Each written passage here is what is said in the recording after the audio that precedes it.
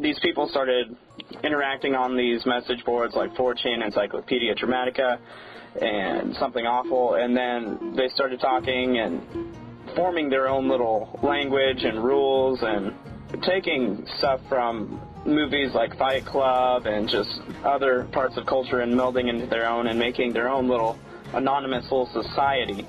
They just like to mess around with people to get lulz or some humor out of it. And a lot of times, especially with celebrities, they just want to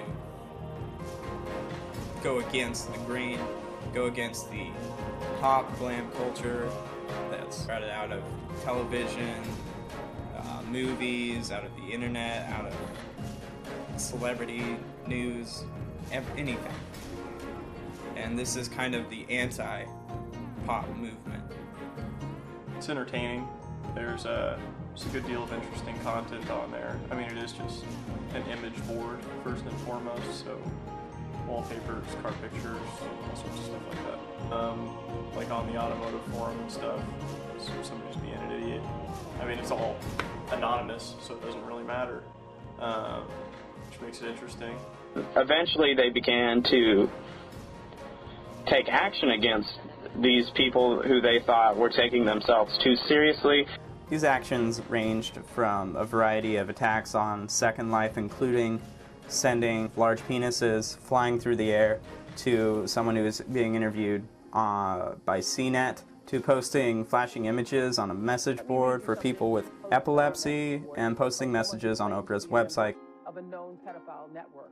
It said this: he doesn't forgive, he does not forget, his group has over 9,000 penises. I think it's a privilege to call yourself a Scientologist. Anonymous ballooned when there was this video posted on YouTube of Tom Cruise, and he's talking about Scientology. He seems a little smug and arrogant about Scientology, and these people on these anonymous message boards loved it and made fun of it and spread it around everywhere on the internet, like they have done with a lot of other news that they find funny, that they can get lulz out of. The Church of Scientology tried to have it removed, which really infuriated Anonymous. You know you're the only one that can really help.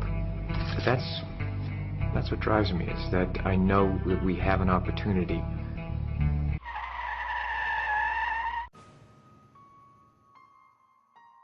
The Church of Scientology has had its share of critics over the years. From January to April 2008, hundreds of news articles and broadcast reports were published about the conflict between Anonymous and the Church of Scientology.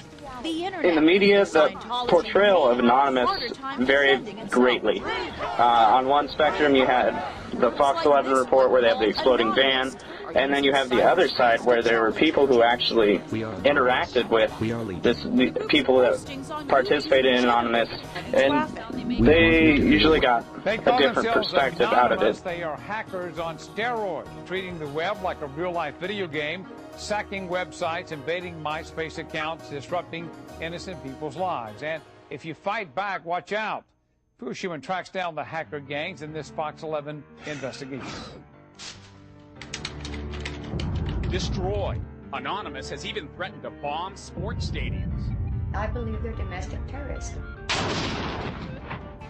In terms of actually like sort of dealing with the subculture as a whole, I think that there really wasn't much Dear Fox News, out there. It has come to our unfortunate attention that both the name and nature of Anonymous has been ravaged, as if it were a whore in a back alley, and then placed on display for the public eye to behold. Allow me to say quite simply, you completely missed the point of who and what we are. There are people on there, I mean, they can get addresses, websites, telephone numbers, names. They probably get like social security numbers. I mean, so if they really want to go after someone, I mean, they can just annihilate them. Well, they don't do it to just, I don't know, completely random people. Like if you go on there and fuck with people and talk a whole lot of shit, or if you're, you know, a Scientologist, I guess, you might have to worry about that. So I think that